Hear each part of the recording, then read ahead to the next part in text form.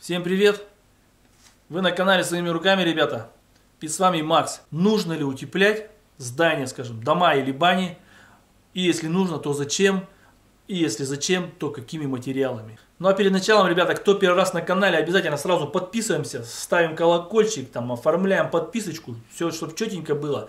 И обязательно все лайки. И старые, и новые подписчики, все лайки помогают продвижению нашим видосам. Тем самым я снимаю больше видиков для вас.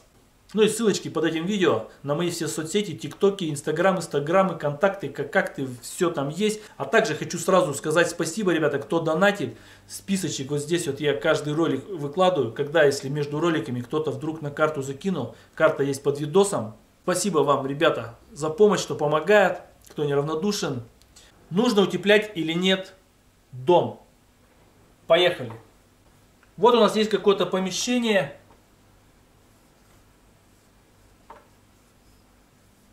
В нем есть радиатор, ну и, скажем, подключен к электрокотлу. И нам задана температура, сейчас все автоматика везде, все автоматически, чтобы в этом помещении поддерживалась плюс 23 градуса, стабильно. При условии, что у нас помещение не утепленное, на улице минус 20, в помещении плюс 23. Наш котел включается, к примеру, один раз в час на 20 минут. Цифры все условные, ребята. Можно, конечно, там делать тесты, четкие цифры приводить. Но я просто доношу вам принцип, чтобы было понятно. К примеру, вы решили утеплиться. Чем не думая, купили какой-то утеплитель, маленько там сантиметра 3-2, лишь бы. И сделали утепление помещения своего.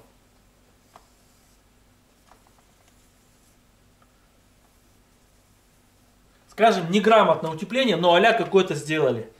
В такой ситуации у вас котел уже будет, допустим, включаться в час 20, но уже на 15 минут.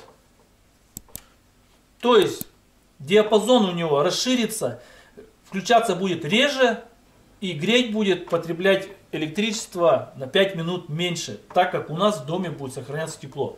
Но это, если же мы задумали качественно, грамотное утепление, рассчитали, все, теплорасчет сделали хороший утеплитель, какой под вашим регионом подразумевается сделали утепление стен, потолков, а также утепление пола, что многие забывают, говорят, что это не надо, хотя там потери там, до 25% через пол может быть тепла.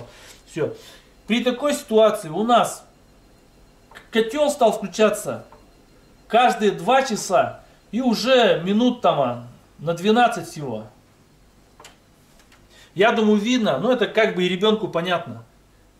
Котел работает в 2 раза меньше, и еще по временному промежутку у него диапазон работы меньше. Соответственно, экономия тут налицо. Такой график несложный, детский, или там из школы 1 класса. Я думаю, на первую часть вопроса я вам ответил. Нужно ли утеплять или не нужно. Если же, конечно, у вас построен энергоэффективный дом, сразу заложено заведомо при стройке, и у вас стены 1,5 метра кирпичом выложены, скорее всего, там утепляться нет смысла. Но так как строится всегда по бюджету, в основном часто очень дома утеплять надо. Вторая часть вопроса. Чем же утепляться? На рынке очень много сейчас утеплителей. Начиная там пенопласты, всякие ваты минеральные и напыляемые всякие утеплители. И старые дедовские моменты там в виде опилок, соломы там мешают с глиной, опилки с изитью, куча всего, эко-ваты. Ну и там типа керамзита, всякие насыпные, разновидностей дофига. Часто вопрос дают, каким утепляться. А еще чаще, наверное, пишут, вы все дураки, я сделал утепление опилками, как раньше, все деды же, что дураки, что ли, они же умные были, и все хорошо. Вот для такой категории людей я сразу скажу, ребята, почему вы именно откатились на такое время, когда опилками утеплялись? Вы уж шагните назад полнотой души, когда люди жили еще в пещерах. Там просто пришли, облюбовали пещеру, развели посреди пещеры костер и сидели и радовались. И пофиг там всякие точки росы, утепления, пароизоляции, какой утеплитель, пофигу. Стало холодно, сходили еще дров наломали, накидали. Мало, еще накидали. Вот и все. Также, почему вы сравниваете там опилки, что они лучше всех, а это хуже? Все утеплители, они все имеют положительные и отрицательные какие-то характеристики по отношению друг к другу. Я не говорю, что утепление опилками плохой вариант, но так как мы работаем на заказчиков, мы работаем за деньги, я не могу им предлагать, допустим, утепляться опилками. Я должен какой-то придерживаться все равно технологии и покупать материал, который сертифицированный, который надлежит для данных конструкций. Но опять же, какой лучше? Вам нужно понять. Первое критерия, которое всех, наверное, интересует у утепления, это цена. Все сразу смотрят на цену. Но цена бывает обманчива. Чуть дальше вы поймете почему. Второй критерий – пожаробезопасность. Есть утеплители, которые горят, есть утеплители, которые не горят, не горючие. Есть хорошо горят, есть которые не горят, но они при нагревании выделяют едкий дым, запах. Короче, они вредные. Это тоже нужно учитывать. Дальше есть утеплители, которые влагу не насыщают, а есть утеплители, которые влагу в себя хорошо напитывают.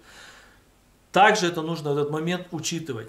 Соответственно, из всех вот этих критериев нужно подбирать для разных конструктивов свой утеплитель. Например, если у нас это фундамент, то для фундамента утепление делать нужно из экструдированного пенопласта. У него паронасыщение практически нулевое. И его лучше закапывать в землю, чтобы не было капиллярного подсоса, чтобы он не набирал влагу. Соответственно, для этой ситуации лучше экструдированный пенопласт. Если же сделать вату, она в первый сезон у вас намокнет, и она будет просто как кусок льда. И от нее только будет хуже.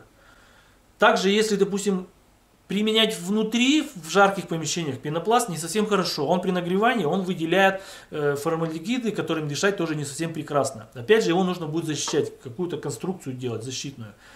Если же вату применять в этом моменте, она не боится высоких температур, но у ваты есть опять проблема, она пылит. У нее пыль невидимая, если ее тоже опять не защитить никак, можно этой стеклянной пылью дышать, она вредна для легких. Если там говорить про опилки это высокогорючий материал. Они высыхают, в опилках хорошо тоже заводятся всякие жучки, соответственно, их нужно опять подготавливать, обрабатывать, пропитывать чем-то, чтобы их можно было использовать. Ну и какая-то должна быть защита, предостерегаться от возможности пожара.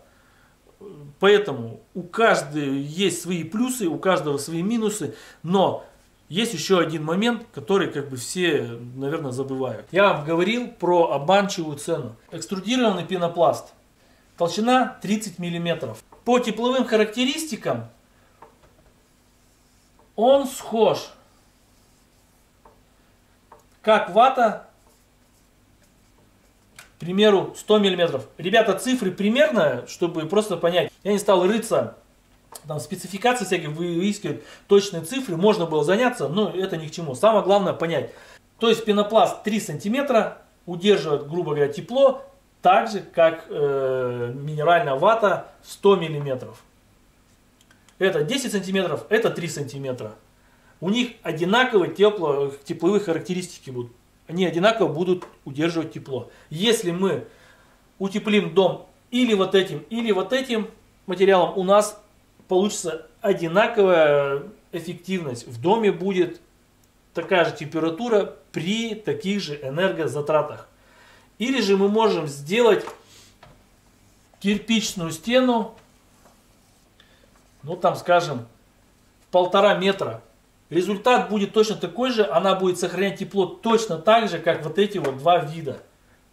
Поэтому нужно учитывать и считать. Люди иногда говорят, что ой, допустим, пенопластом дорого, этим дешевле. Но чтобы достичь вот этих характеристик, вам толщина вот этого материала должна быть в разы, может быть, больше, толще.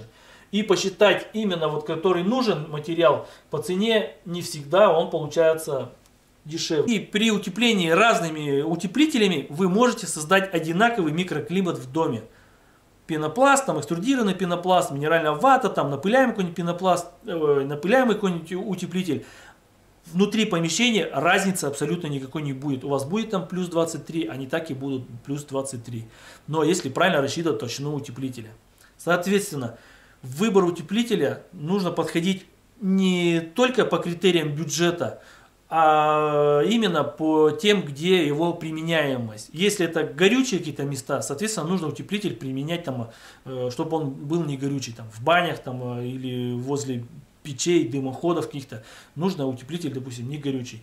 Также, если это влажное помещение, соответственно, чтобы утеплителя не было влагонасыщения. Для каждого узла или для каждой конструкции какой-то применяется свой утеплитель. Идеального утеплителя не бывает. Нет такого утеплителя, который вот он самый лучший и все. Нет, в каком-то живут грызуны более активно, ну, лучше им нравится, в каком-то вообще не нравится. Опять же, он горит, а этот не горит. Поэтому у них плюсы и минусы всегда пересекаются. Нет стопроцентно такого утеплителя, который он заменил бы все и был самый дешевый. Такого, к сожалению, нет. Поэтому применяйте материал по потребности, именно куда нужно, какой. Подбирайте, рассчитывайте толщину материала. Ну и как всегда, старайтесь делать все правильно. Неправильно получается само. Все, ребята, всем пока. Видос, если был полезен, пальцы вверх. Подписываемся на канал, кто еще не подписан. И ждем новых роликов.